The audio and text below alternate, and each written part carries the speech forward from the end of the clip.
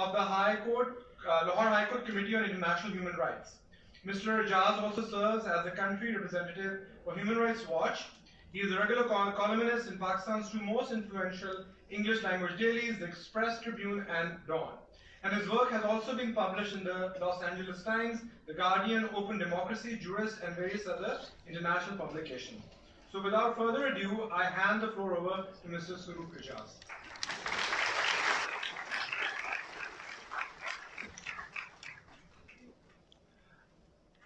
Thank you, Sikandar Saab. It is an honor and a privilege to have. Sorry. It is an honor and a privilege. Is it working? Yeah. Very fine. Yes. It is an honor and a privilege. I'll skip that part now. All right. All right. No, seriously, it is. It is. It is indeed a unique honor and a privilege for Sheikh Ahmad Hassan School of Law and for alums to have the opportunity to host and to welcome the chairperson of the Pakistan People's Party, Mr. Bilawal Bhutto. As Sikandar Shah Sahib has said, he needs no introduction. He is a parliamentarian, he's a thinker, he's a leader, but he's also uniquely placed to speak on the topic of discussion. He is uniquely placed to do that as he is a representative of a history and a tradition that is the flag bearer of federation and federal politics in Pakistan.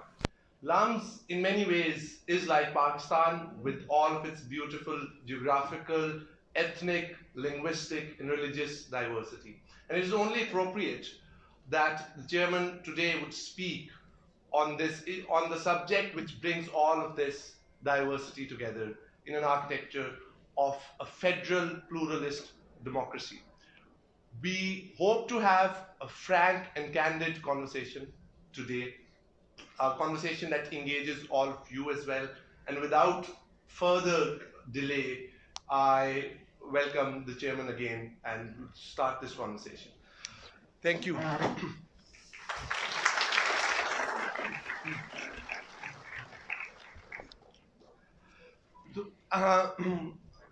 I guess in the spirit of an academic institution, we start at the beginning and start with the question of why federalism? Why is your prescription for Pakistan's many problems, the solution to Pakistan's the challenges to this Pakistan state structure, federalism? So, thank you, Sarup. First, I'd like to start by thanking the LUMS faculty and the LUMS students who've organized this event for me.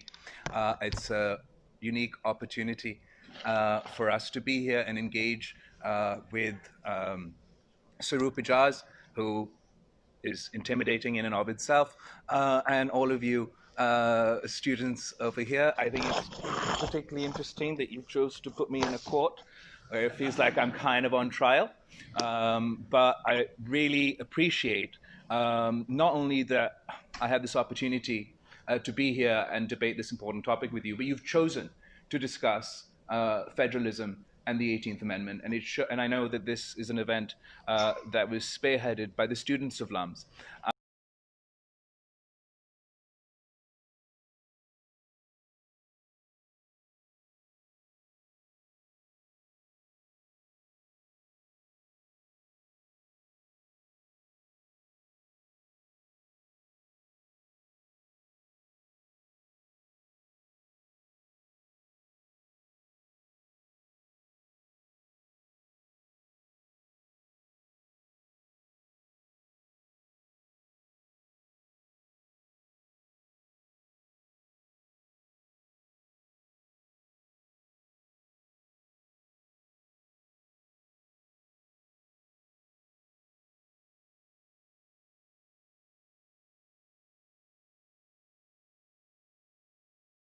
Of the 1973 Constitution, democracy and federalism in Pakistan, that a new generations of students are not only of a peoples with various histories, a country of a people who all came together to make Pakistan, a country full of citizens who came here after 1947 and a whole host of citizens who were here before 1947, to ensure that all of our citizens, no matter their religion, caste, creed, ethnicity, language that they speak, have a stake in the system, feel like they're equally represented, no matter where they come from.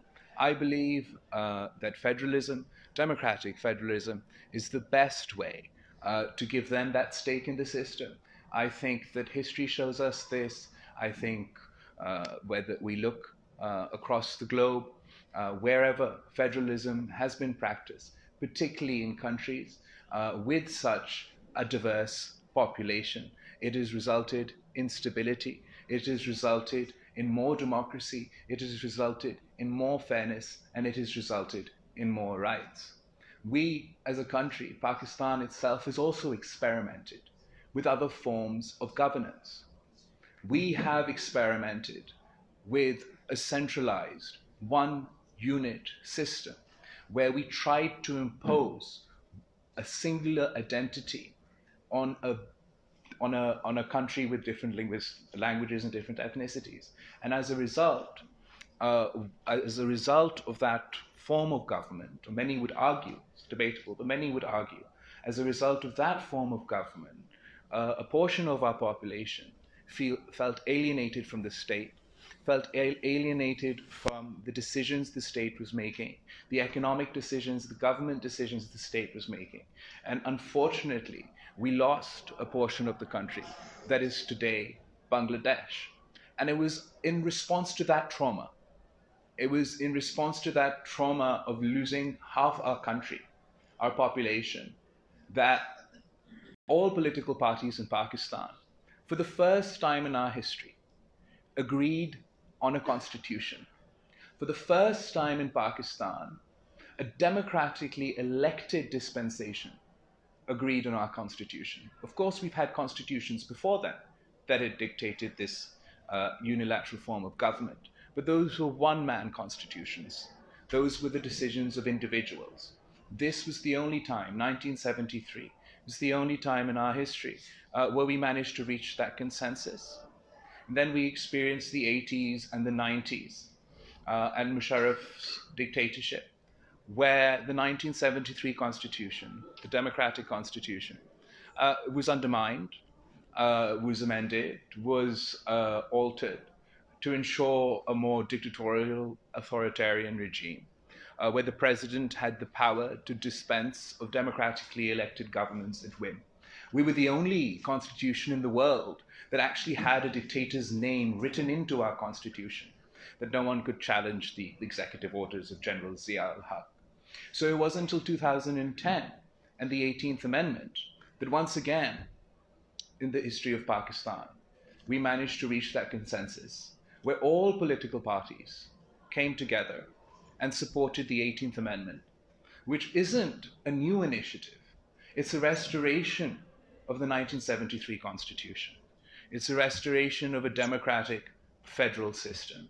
And again, it's a result of consensus. It's a result of all democratic parties coming together and reaching this conclusion. And to say it's perfect would not, there's nothing that is perfect. But it is a huge historical achievement for the people of Pakistan. And we can think about ways of improving it. We can think about ways of strengthening it. But my opinion would be the way to strengthen it would be more democracy. The way to strengthen it would be more federalism, not less democracy and a more authoritarian alternative.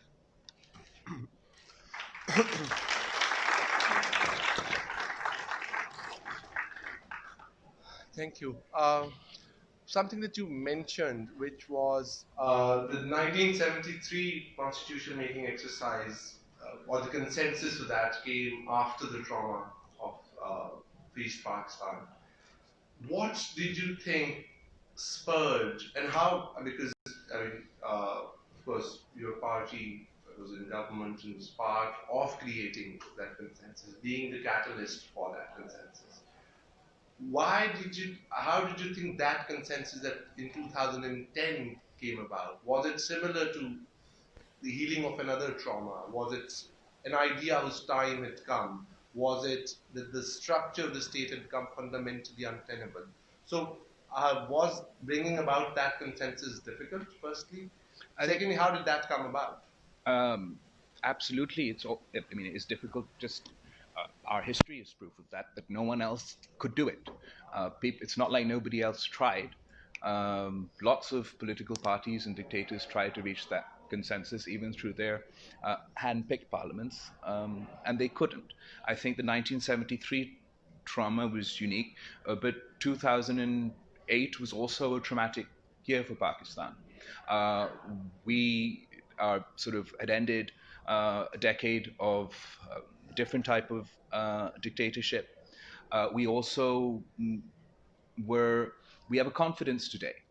We have a confidence today and a relative stability today that we didn't enjoy in 2008, and we didn't enjoy in the 90s. And at the time, our entire country, sort of from North Waziristan to Karachi, we were suffering from terrorist attacks. My own mother was assassinated in 2007. And we had riots all across the country. We had a sense of despair. Newsweek or Times Magazine had said that Pakistan was the most dangerous country on earth. Conservative voices who'd never spoken like this before on national television in Pakistan and in our print media were debating about whether Pakistan was a failed state, whether we would be able to survive. And it was a traumatic time. That trauma, I think, did encourage political parties to work together. And it was the greatest test for all political parties in Pakistan. For had we not come together and agreed upon the 18th Amendment and constitutionalism and federalism and devolution, there were a whole host of fault lines that have been festering for decades in Pakistan that would have remained unaddressed. Today we take devolution for granted. We tend to forget that the concept of nationalist movements and separatist movements was second only to terrorism in Pakistan. And if you had a headline about a bomb blast from Islamist extremists, you also had a follow-up headline about Pashtun separatist nationalist movements and Baloch nationalist separatist movements. And I'm not saying that those issues have gone away, but to a great extent, as a result of devolution, as a result of the 18th Amendment, those challenges to the state of Pakistan, those challenges to the integrity of Pakistan have been addressed. They've been given a vehicle through the 18th Amendment and devolution to have a voice at the table, to have a chance at bringing their ideas, their solutions to the problems of the people of Pakistan within the makeup of the Pakistani state. So, in many ways, had we not addressed that, such issues would continue to fester and would have become untenable. We don't remember how in the 1990s governments were dismissed. My mother's first government was dismissed within a year on the basis of a newspaper article. The President of Pakistan had that power under 58 2B of the Constitution, that they could just decide to dismiss a government.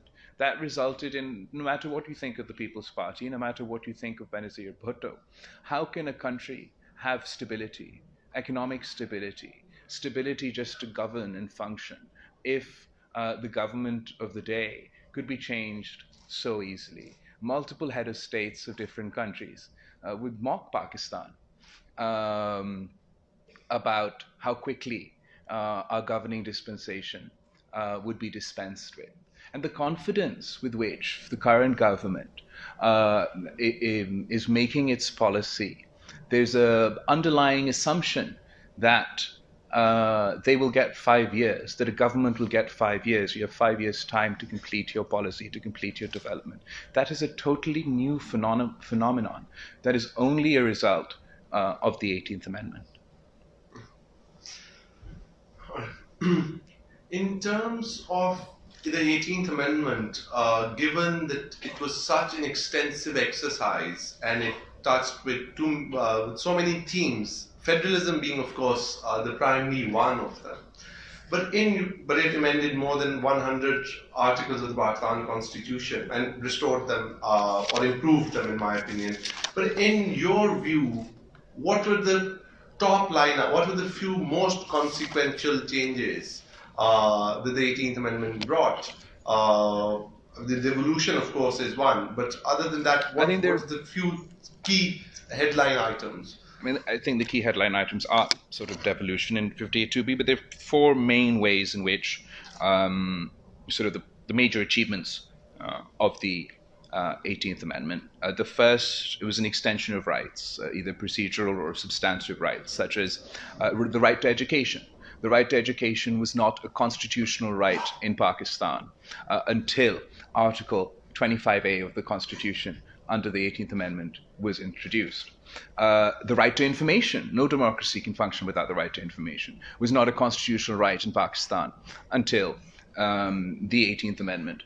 The right to a fair trial, Article 10A of the Constitution, was not a constitutional right in Pakistan until the 18th Amendment. So I think the expansion of rights is a fundamental component of the 18th Amendment.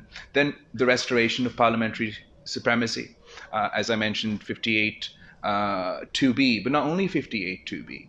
In the Pakistani constitution, because our sort of dictators had occupied the presidency and usurped a lot of powers from parliament and the prime minister, through the 18th Amendment, a whole majority of powers were transferred from the president either to the prime minister or to the parliament. Huge, significant achievement, because we believe that it's the elected representatives who should be making the decisions for the people of Pakistan. Devolution, we've covered more power, resources to all the provinces. And another sort of the fourth aspect of what we tried to address was judicial appointments in Pakistan. And the 18th Amendment tried to set up a system where we had a fairer mechanism to appoint judges in Pakistan, which included a parliamentary committee with members of the government and the opposition and reputable members of bar organizations. And unfortunately, we were almost forced to pass the 19th, not almost, we were forced to pass the 19th Amendment. The judiciary at the time had frankly blackmailed the government that if we were not to pass the 19th Amendment, then the entire 18th Amendment would be called into question, which unfortunately I don't think moves us far away enough from a judicial system of appointment that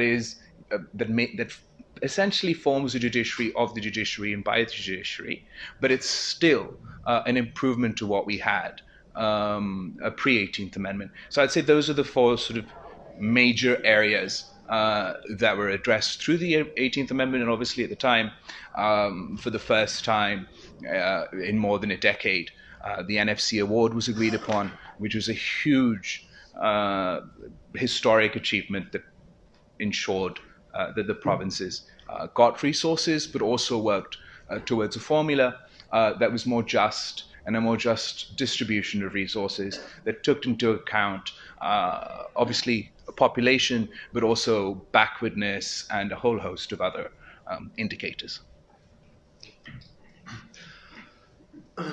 Leading from what your answer to the last question, which was this undoubtedly a more equitable allocation of resources post the 18th Amendment to the federating unit, to the provinces. But one criticism that has been made, it was still made by people who oppose the 18th Amendment or parts of it, is that what the 18th Amendment sought to do was to devolve both finance and function.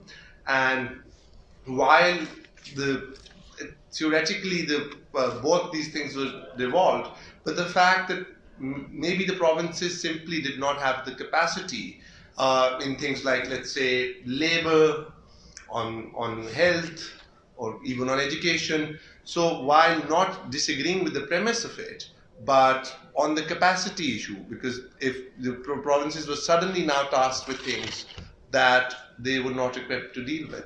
Okay, I think that's just that is a statement that's thrown about a lot, and it's factually incorrect. It's just not a reality. It's a fallacy to believe that the federal government, Islamabad, the bureaucrats in Islamabad, are in a better position than those that are closer to the people that elect them. It is also, I mean, I can, for example, do we say that labor rights, education, and healthcare pre-18th Amendment was in a better position than it was today? It's debatable. I would say that no, the federal bureaucracy was not in a better position to do that. I think what empowers this argument, or what allows this argument to take place, is the fact that absolutely some provinces have not had the same commitment to devolution, have not followed the same path, because obviously you were supposed to, the provinces taking on those responsibilities, then they were supposed to be legislation and follow-up, both from the provincial level and from the federal level. Devolution was supposed to come into effect by 2015. We saw an apathetic federal government at the time. Now we see a hostile federal government, and we have lots of changes in provincial governments across the country, but their approach to the devolution question may be different. I would still argue that they're in a better position than the federal government. And for example, on labor rights, on labor, you mentioned labor is a devolved subject. Absolutely, labor is a devolved subject, and the province of Punjab is very far behind as far as enacting legislation post devolution. But we're not in Sindh. We've passed a historic number of provincial legislation on the on labor. We're the only province to have a tripartite labor policy that expands labor rights, provides more labor rights as a result of devolution, as a result of the 18th Amendment. Also, if you take the figures of collection under the Workers' Welfare Fund, the very same Workers' Welfare Fund, when the federal government were collecting for the Workers' Welfare Fund from the provinces, particularly from the province of Sindh, I can't speak for other provinces, their collections were drastically low, percentage-wise, actual-wise, drastically compared to when the Sindh government took over collection. The same is the case for sales tax. Sales tax is now the responsibility of the provincial governments. There's been a drastic increase in the collection of sales tax once it's been devolved, particularly in Sindh, and we've done that in two ways. One, we've made our tax system more competitive. Our sales tax in Sindh is lower than the sales tax in any other province. Secondly, we've relied not on coercion, not on otherizing or criminalizing those that are outside our tax net, but coaxing them to come into the tax net, and as a result, we have seen increased tax collection year on year, and an expansion of our tax base, which is not true for any of the other provinces, and it's not true for the federal government. Healthcare, again, is an example of where I believe devolution has empowered us, particularly in Sindh, to provide institutions that offer free healthcare. The very same institutions, when they were under the control of the federal government, Jinnah Hospital was under control of the federal government, NICVD was under control of the federal government, the National Institute for Cardiovascular Diseases was under the control of the federal government pre-devolution. At the time, it had a shoestring budget, it worked off donations, and did provide healthcare, did provide cardiovascular care, but it was expensive. As a result of devolution, we've had a heavy investment in NICVD. It now provides 100% free cardiovascular care, no matter what sort of ailment the people are experiencing, and we've expanded its reach across the province. That is something we've only been able to do as a result of devolution, as a result of the resources of devolution. And now, when the federal government actually has an opportunity to take over these institutions from us again as a result of a legal order, they don't actually want to. And they don't want to because they can't afford to pay as much as we're paying to run it. It's not about that they can't afford to pay. They can afford to pay. They don't want to. They don't want to invest that much in healthcare. Now, the model taken up by Pakhtunkhwa and Punjab post devolution, as far as the healthcare sector is concerned and the education sector concerned, has been more sort of privatization. And privatizing these health institutions, we've taken another approach, but either approach, no matter what approach you take, whether you take privatization, whether you take sort of the more intensive investment that we've chosen for free healthcare or public-private partnerships to ensure free healthcare, either way, the bureaucrats in Islamabad are not interested in expanding your labor rights. They're not interested in investing more in education or in healthcare. I mean, they state it. They say it's a matter of fact. They want to spend this money on debt servicing. They want to spend this money on our military budget. That's what they want to spend it for. They want to take it from the provinces and spend it over there. So we're lucky that we have constitutional protections that ensure that our provinces are given these responsibilities and the resources to fulfill these responsibilities. So no matter what the federal government wants, they can't go after your education and your healthcare. That is the responsibility of the provincial governments.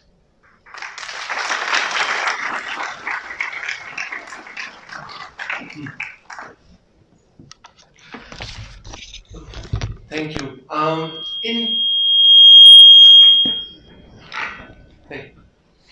One aspect of the 18th Amendment which many people feel remains unrealized till now is the devolution to the next tier. So the devolution was supposed to be a process from Islamabad to the provinces and from the provinces to local governments. And while undoubtedly great progress has been made in the first step of this, where there's far greater provincial autonomy, both fiscal, administrative, and political, but the constitutional obligation now of having local governments which are functional or which are independent, which have fiscal and political autonomy, that it seems remains unrealized, unfulfilled. And some critics might say that even in the province of Sindh, a local government which is truly empowered, a local government which is truly functional, perhaps that moment has not arrived. So this is a criticism that we hear a lot, and I'm sure quite a lot of the people in the audience today will have this impression that we are the evil people who don't let local government happen, and if only we had local government in Sindh, if only, then Karachi would be fantastic. First, I want to say that this constitutional obligation to hold local government elections were introduced post 18th Amendment. It's not a pre-18th Amendment reality. And it was introduced by the Pakistan People's Party. We can argue about the power and scope and how much local government setups should have. There's absolutely room for improvement in Sindh as well. But I'd just like to state, for the only province in the country with a local government in place is the Sindh province. The province of Punjab, the province of Pakhtunkhwa, and the province of Balochistan for the past 15 months have not had a local government system in place. The government has dissolved those local government systems before their term expired and have been functioning and exercising their power and resources through bureaucrats, which is not only unconstitutional, it's unfair. It's unfair to the people of Lahore, it's unfair to the people of Peshawar, and it's unfair to the people of Quetta. We in Sindh are the only government which still has a local body government in place, and that is despite the fact that the local government elected in Karachi are from our opposition. despite whether they're in Karachi or whether in any other district of Sindh, we allow our opposition to also function, and obviously where our party is in place, they're also functioning. They should function better, they should have more powers, etc., etc. That's another conversation. But we're the only government in place and the only party in place that's committed to devolution, not just at the federal level, but also at the grassroots level. And it would be lovely if the political party that claimed to be the champions of local government, जिसने तब्दीली और इनकलाब लेकर आया था खैबर पख्तूनख्वा में पिछले 5 सालों में, और इतना शानदार लोकल गवर्नमेंट सिस्टम लेकर आया था कि जहाँ भी खान साहब पहुँचता था वो उस लोकल गवर्नमेंट सिस्टम का वाह वाह करता था, और जब से वो हुकूमत में आया है उस लोकल गवर्नमेंट सिस्टम को पख्तूनख्वा में, पंजाब में ख़त्म कर दिया गया है. So that's the state of play at the moment.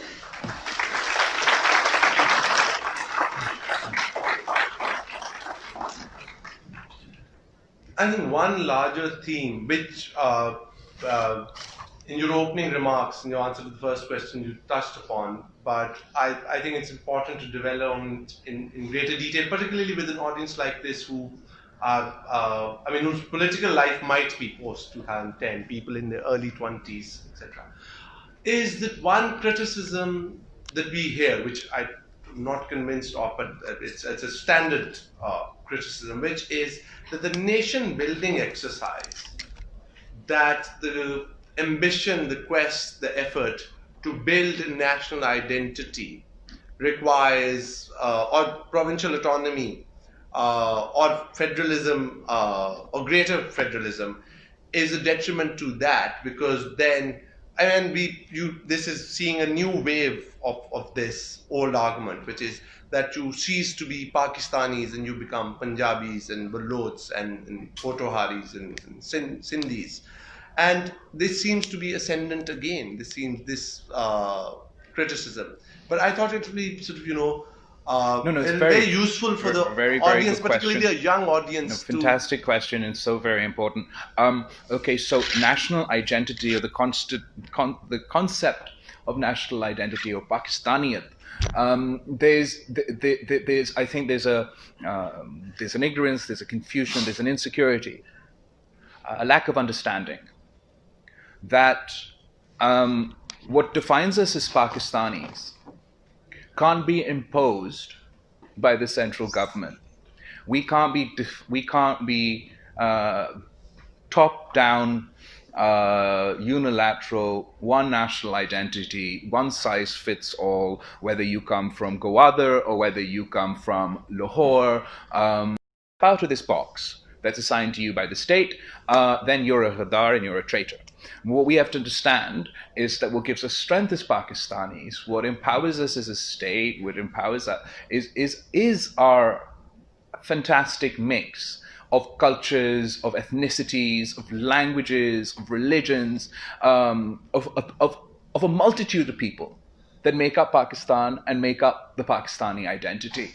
And for me, my Pakistani identity is just as much Muhammad Ali Jinnah and his struggle for Pakistan, as much as the Indus Valley civilization that stretched from the sort of the coast to the northern areas of Pakistan. And somebody in Gilgit-Baltistan, Skardu, in Gilgit, are just as much Pakistani as I am, and the people in Gwadar and in Zob, no matter what language they speak, no matter what ethnicity they are, no matter what religion you are.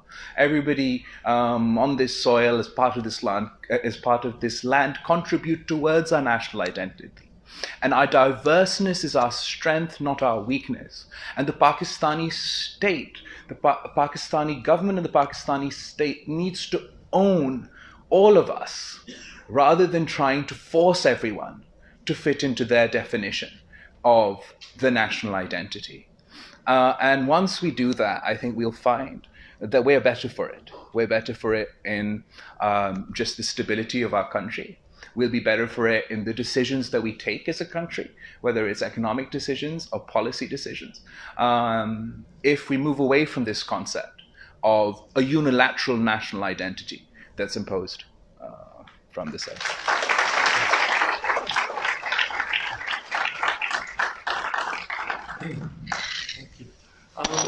Chairman, the idea of federalism and devolution and everything that we've spoken about is essentially a means to an end.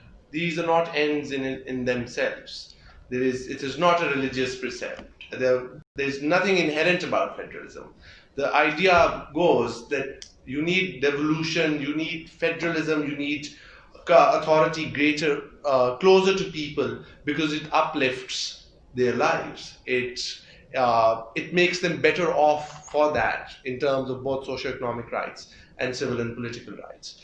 But and this is going into a tough the question, but which is you gave the example of Karachi, and we see this spectacular failure of the Pakistani state in the past 7 decades of providing for the poor in Karachi.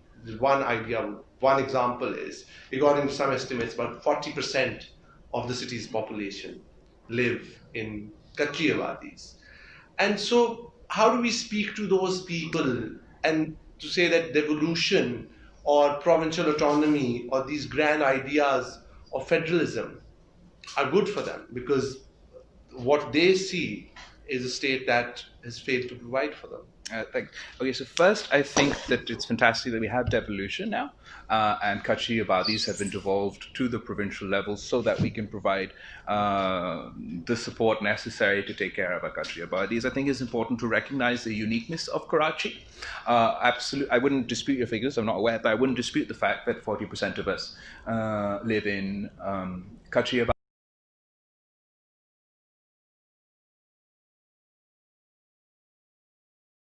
From the province, from other provinces, from other countries. And Karachi is the most welcoming city in Pakistan that opens its doors to everyone for the job opportunities and everything that's available to them. But where are they going to live? They're going to live in encroachments, and they're going to live in Kachi Abadis. What is the response to that? What should the government's response to that be? We should be providing them. We should be providing these Kachi Abadis with the facilities that are their rights, whether it's infrastructure, whether it's healthcare, whether it's education. Unfortunately, we have an approach. We have an approach to irregular settlements and Kachi Abadis that is hostile. Our history shows that we've brought Kachi Abadis into the mainstream, regularized them and provided them so that they have access to that. Liari used to be a Kachi Abadi before before the Pakistan People's Party, even here in Lahore. But now what we have is a policy from the judiciary that has banned the regularization of Kachi Abadis. I think this is a flawed policy. It really must be revisited because we can't ignore the people living in Kachi Abadis. We can't just pretend and hope that they'll go away. They have to be brought into the mainstream. They have to be regularized, and they have to be provided with those facilities.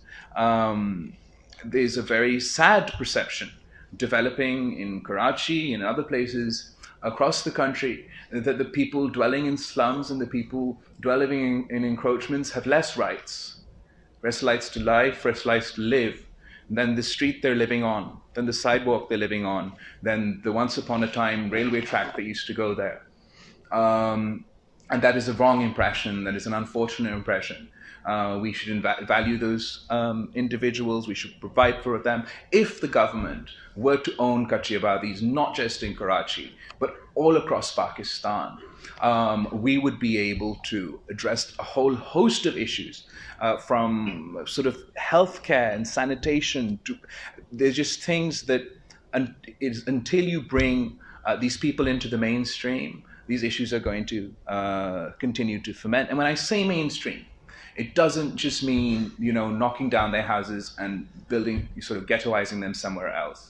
When I say mainstream, I mean regularization. When I say mainstream and I say regularization, I mean if you were living somewhere and your grandfather was living somewhere and your great-grandfather was living somewhere, then that's your property. And it's not for me or the state of Pakistan to say that even though you're paying your utility bills, even though you're paying the local government, you're paying your electricity, you're paying your water overnight, that's not your home. I think that's outrageous. It speaks to the lack of apathy and sensitivity on this part of the Pakistani state, and we should try and address this in a more humanitarian manner. Thank you. I think I'll ask one last question, or a couple of questions, but just a housekeeping thing.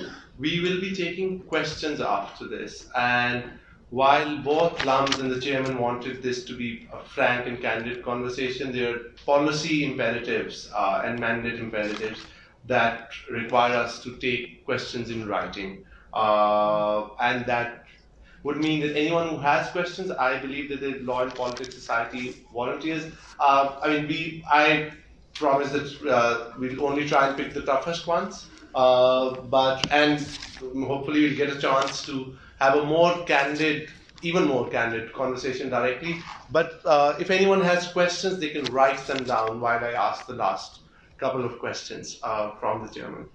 Chairman, one thing that you mentioned a couple of times during this conversation is a federal bureaucracy, bureaucracy in Islamabad, and also the judiciary, both being historically centralizing or functions of thriving on a centralized state, where you have, let's say, a centralized civil service where somebody could be Chief Secretary Punjab or Chief Secretary Sindh as their first posting there, or regardless of position.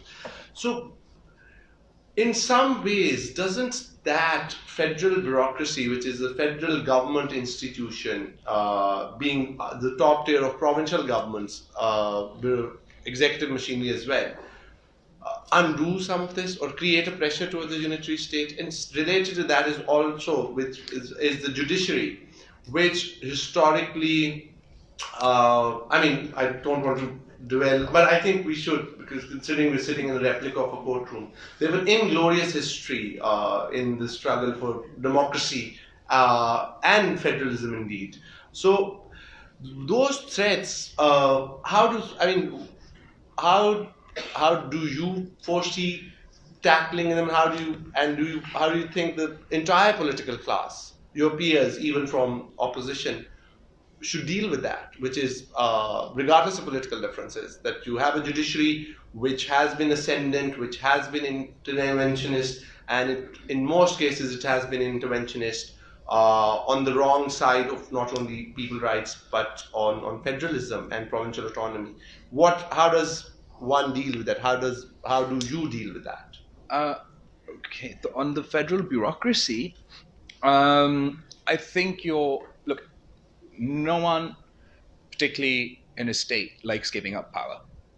And the concept and the idea between the 1973 Constitution or the 18th Amendment is that power must pass to the people. It must be the decisions, whether they're economic, whether they're foreign, all your decisions either taken in the Parliament of Pakistan, elected representatives of the people, Council of Common Interest, Chief Ministers, Prime Minister, local bodies, as you're saying. So that's naturally going to be resisted by the federal bureaucracy, who have always historically enjoyed these powers at the center with very little accountability to the grassroots level. The judiciary in Pakistan is obviously sworn to defend the constitution, and one hopes will continue to do so and uphold the constitution and constitutional integrity. Which of the two should I address first? Let's go with the federal bureaucracy. You've kind of gone to the left of me on devolution here a little bit when we're talking about the federal bureaucracy. I'll say, okay, there are problems, but what we want is a relationship and coordination between the federal government and the provincial government. We don't want independent states just sort of acting completely independently. And so there is this process of sort of advise and consent between the provinces. We have the post of IG and Chief Secretary, who are decided in consensus between the Chief Executive and the federal government, and the idea of which was to facilitate that cooperation. Unfortunately, we just experienced a pretty difficult situation where the chief executive of a province had decided to change the IG, and he continued to stay for a relatively longer period of time. That doesn't facilitate that sort of flies in the face of of of devolution, of the concept of power being closest to the people. But then I think it falls on us to take this task, take this challenge more seriously, because the relationship between the federal governments and the provinces are very important. And those of us who want a strong federation with plenty of autonomy and resources for the provinces, but still coherent coordination between the provinces and the federal government, understands the role of a bureaucracy, but the Pakistani bureaucracy's hostility to the 18th Amendment is unjustified, unfounded, and I would love to be able to argue with them and convince them that this is the way. A coordination and cooperation is the only way to go. You can't rule provinces like sort of colonial times through viceroys, which was sort of the impression that was taking place with super autonomous IGs, etc. But at the same time, I'm not sort of going as far to say that, Sindh ka IG Sindh se hoga, yeah, Sindh se CS Sindh se hoga. Yeah, we want coordination, we want cooperation, and we want facilitation between the provinces and the federation. The judiciary in Pakistan has a long history. It's made up of individuals who have served their entire life within the judicial system and worked through various constitutional setups. It is unfortunate that we see decisions time and time again that come from the federal judiciary or that come from the judiciary that instead of strengthening constitutional and constitutionalism or democracy, they weaken it. We have countries that have very old constitutions. The people who wrote them and thought about them don't exist today. And those countries, it is understandable when you have a far more expansionist or interpretive approach from the judiciary, but for a judiciary that literally lived through the passage of the 18th Amendment, can call for the discussions and debates of the subcommittee or the speeches of Parliament. We're still there to tell you our intent. It is just frustrating, and I'll cite you a couple of examples. You can't have this sort of contradiction within a constitutional legal framework. We have the example, again, actually to do with police. A conflict between the province and the government about the appointment of the IG again. And in that case, we have a short order from the Supreme Court of Pakistan, which says that this is a power for the provinces. They will decide, they will legislate, and they will appoint. They can change the IG and they can support. They can go ahead with this process. Then we have a long order from the very same court that says actually no, it is a joint responsibility of the federal government and the provincial government. You can't have that sort of contradiction. It's confusing, it's illogical, worries those of us who believe in rule of law and democracy. I was talking to you earlier about NICVD, which is now totally free as a result of the Sindh government's investment, a judicial decision based on the legal argument that the buildings in which NICVD is today were once federal properties. Reversed the concept of devolution and argued in a majority decision that these were now the property of the federal government. And the dissenting judge in that case was pretty clear about constitutionalism and what the Constitution says, what the Constitution has always said about such healthcare facilities. But unfortunately, once again, we have a decision that slightly reverses or undermines the progress made through the 18th Amendment. But I believe in constitutionalism and democracy. I believe that this is a process This is not something that's going to happen over time. So, okay, we have some decisions we don't like from the Supreme Court. But we're going to keep fighting back, whether it's through the legislature, whether it's through different cases, and we hope we'll win the argument over time. And what was a minority dissenting opinion today from the Supreme Court will tomorrow be the majority decision for all the land. And that's the key. This is a process. For lots of people in this room, the 18th Amendment has always been. You've always had a constitution. That has not always been the case. And our party, my mother struggled for 30 years. Our one point, main aim was restoration of the 1973 Constitution. Restoration of the 1973 Constitution. That was our demand when my mother was in Sucker jail at 50 degrees heat under the General Zia-ul-Haq's dictatorship, that restore the 1973 Constitution. That was our demand when Mr. Muhammad Nawaz Sharif's party's aim was to create an Islamic state and make himself an Amir al-Mu'mineen under the 8th Amendment, 18th Amendment, 8th Amendment. Our demand was restore the 1973 Constitution. It was our demand when Musharraf, through his LFO and other things, took over, restore the 1973 Constitution. And it wasn't until 2010, after many people in my party lost their lives, including my own mother, that we managed to create that consensus and reach this point.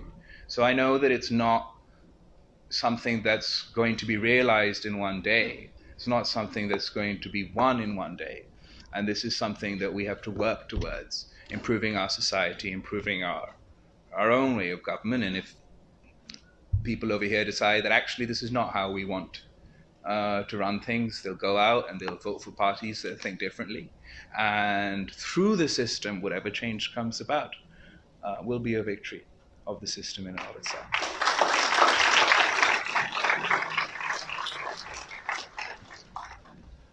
Thank you. One last question from me, and then we'll take a few from the pile that I have, which is related to this issue of what we're talking about, not only federal politics, but progressive politics, politics or governance for an inclusive, egalitarian Pakistan. And a lot from 1973 has changed. A lot has changed from 1970, a lot has changed in 1990. Primarily, Pakistan is one of the fastest urbanizing country in the region, and the province of Sindh is the fastest urbanizing province. And one criticism, one which we can, it's made by people sometimes, is the Pakistan People's Party, while being a flag bearer for the federation, being a catalyst for change, and espousing and championing values of progressiveness and inclusiveness, has somehow not evolved the language to speak to urban Pakistan, or not adapted to it as quickly as one would have expected. Okay, yeah, that is a criticism, particularly current criticism, because obviously the Pakistan People's Party was founded in the city of Lahore. The Pakistan People's Party counted as part of its coalition a lot of segments of the urban population. Obviously, I, as a politician, want to expand political and electoral space, and absolutely, sort of the National Assembly seat-rich urban centres are a place that we want to focus on. The Pakistan People's Party, in the last election, doubled its seats from the previous election. But obviously, we have a long way to go. I think the idea or the argument that the Pakistan People's Party can't speak to an urban population is bizarre, because the Pakistan People's Party fundamentally is the only party on the political spectrum that has historically provided for the lower class, for the poor, for the labor class in this country, for the Kachri Abadis that you were talking about. And these people live in the cities. The cities have a large population of urban poor, which policy-wise the Pakistan People's Party speaks to, whether you agree with us or not. But what I would argue is a lot of the mobilization, not just the Pakistan People's Party, but a lot of the avenues for mobilization in the cities have been hampered, not for the trading class and the capitalist classes, but labor unions have been dismantled across the country, in the various countries across the world. Student unions are banned in Pakistan. So the Pakistan People's Party that was founded in the cities, what did we rely on? We relied on the student unions and the labor unions that we fought shoulder to shoulder with to bring about the 1973 election results or the 1988 election results. Now that is not the position of of Pakistan People's Party in the major cities today. It's also not the position of our brothers in the labor movement or the students across the country. So we need to, those of us who believe in progressive ideals or achieving progressive goals, need to work on strengthening ourselves in urban centers. I look forward to expanding within urban centers and combating these myths that exist about how the Pakistan People's Party is not serious about catering to the needs of an urban population.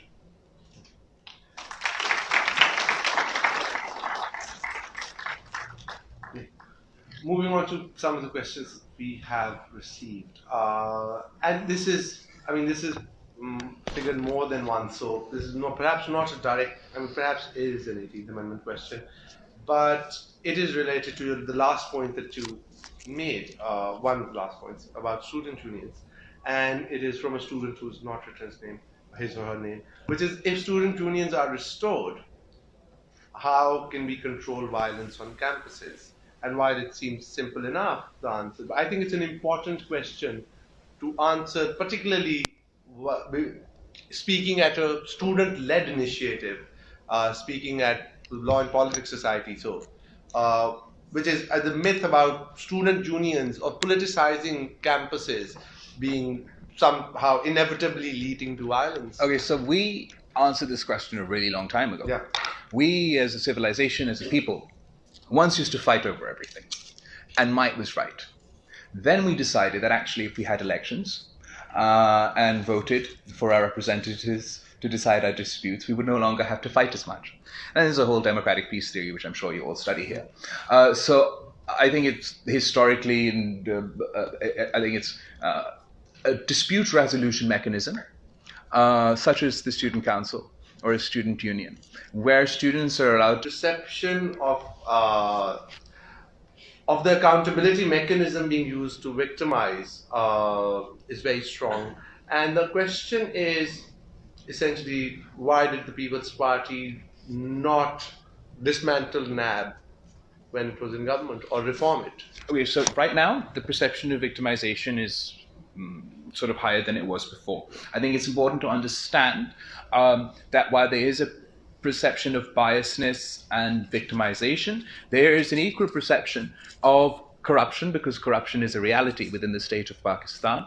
And these two things are actually being counterproductive. And those who talked on the highest pitch about countering corruption have not come up with the goods. They haven't delivered. They haven't delivered on an effective, transparent means for accountability. Because that, at the end of the day, is what we want. Whether you're sort of a staunch anti-corruption campaigner, or whether you're a sincere critic of NAB, what you want in Pakistan is not a biased system, is not a system that plays to the whims of the government. But what you want is a system of impartial accountability that functions transparently, that has just enough power to be able to not only call me and other politicians in Pakistan who held public office, but also be able to have the power to hold accountable members of the judiciary, members of the bureaucracy, members of the armed forces. We can't have a system which is in effect the system that we have in place today, that the only people you're allowed to question are the politicians, and those too the opposition politicians. Now, एक तो पहले नैब के पास ये तो ताकत था कि politicians के साथ साथ वो एटलीस्ट बिजनेसमैन और ब्यूरोक्रेट से पूछ सकते थे. अब इमरान खान के एग्जीक्यूटिव ऑर्डर के बाद नैब ब्यूरोक्रेट्स को और बिजनेसमैन को टच नहीं कर सकते हैं. तो you really want to tell me straight that the bureaucrats and businessmen of Pakistan are not corrupt? Did you know that whether if you're a minister, if you're the prime minister, you can't remove 1 rupee out of the public exchequer without the signature of your secretary? How is it possible that you've come up with a system where you've taken everyone out of the loop except for the opposition? That's obviously going to look like it's partial, it's victimization. Now, whether you believe we're corrupt or not, or whether you believe Nawaz Sharif is corrupt or not, you surely believe we deserve a fair trial. In fact, Nawaz Sharif is my opponent. I would have preferred there be a fair trial, so that we could be focusing on the concrete aspects, the merits and demerits of the case, the legal merits and demerits of the case, rather than the perception of political victimization. And if you're serious about tackling corruption in Pakistan, then don't let a politician get away with just abusing corruption or throwing around catchphrases. Pin them down. We need to legislate, and we need to legislate for across-the-board accountability. Otherwise, this is a joke.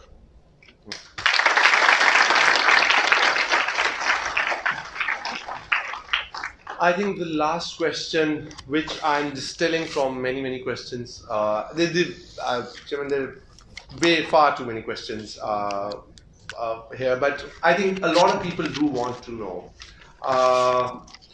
is what, in your opinion, is the way forward to deal with the present challenges to federalism? And this is something that, we have talked about a lot of what ails us. You've talked about what should be done, but in the end, again, so in terms of key challenges, what do political parties need to do? What do the academia or students need to do? What does society at large need to do to put up a fight for a more inclusive, progressive, federal, pluralistic Pakistan? Okay, so when we say threats to federalism, Pakistan is a very unique country, because obviously we have normal threats. We have normal threats such as ignorance, paranoia and insecurity that the students in this room and professors and everyone, by educating journalists, people in the media, could address. We have the judicial issues that I've mentioned. Those, again, lawyers of the bar and those who have faith in the judicial process would continue to go at it. We have a threat from the establishment of Pakistan. That's a little bit of a unique threat and a difficult threat. That systematically seeks to undermine this equation, come what may. One approach is, sort of absolutisms, and that we go to extremes. Another approach, which I think is actually far more effective, is that we need to convince those who are hostile to the concept of democracy and federalism and constitutionalism that this is what makes our country stronger. There is no reason to be afraid of it. There's no reason to be afraid of diversity. This gives us strength. It does not weaken us. It does not undermine our national cohesion or national integrity or national unity or even national security. It strengthens us in each and every one of those domains. And we need to foster an environment where every single Pakistani feels like they have a stake in this system. So I think the most effective way to challenge the threats to federalism is to challenge sort of ignorance with persuasive arguments, facts, and figures, rather than sort of getting oversensitive or insecure about it. This sort of my take.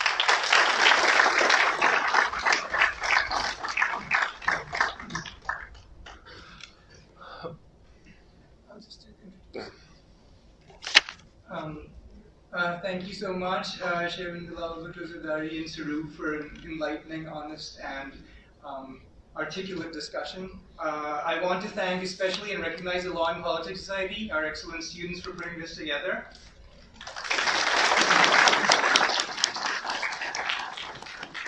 And we would like to invite for closing words our provost, Dr. Kamran Astar Ali.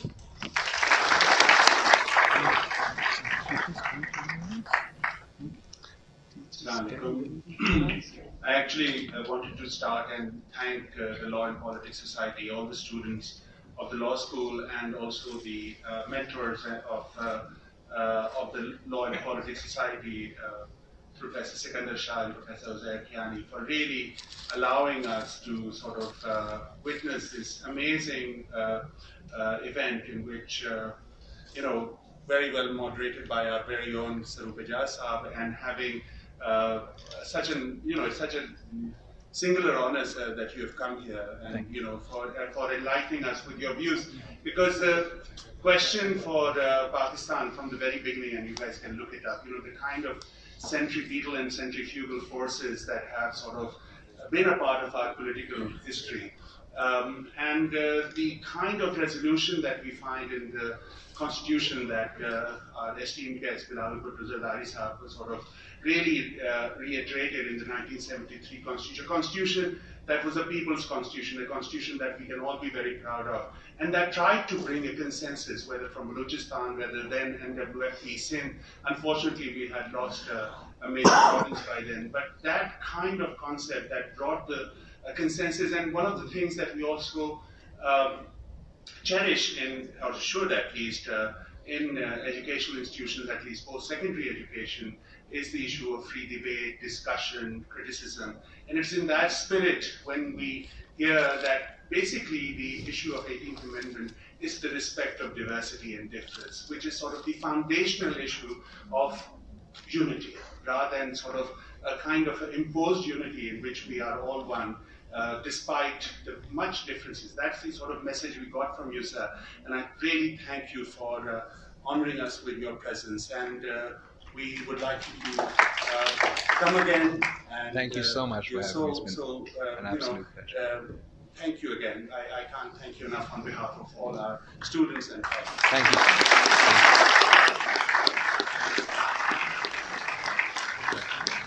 I'd like to present you with some.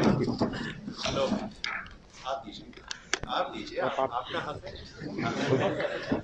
I didn't say anything about Karachi, where I'm from.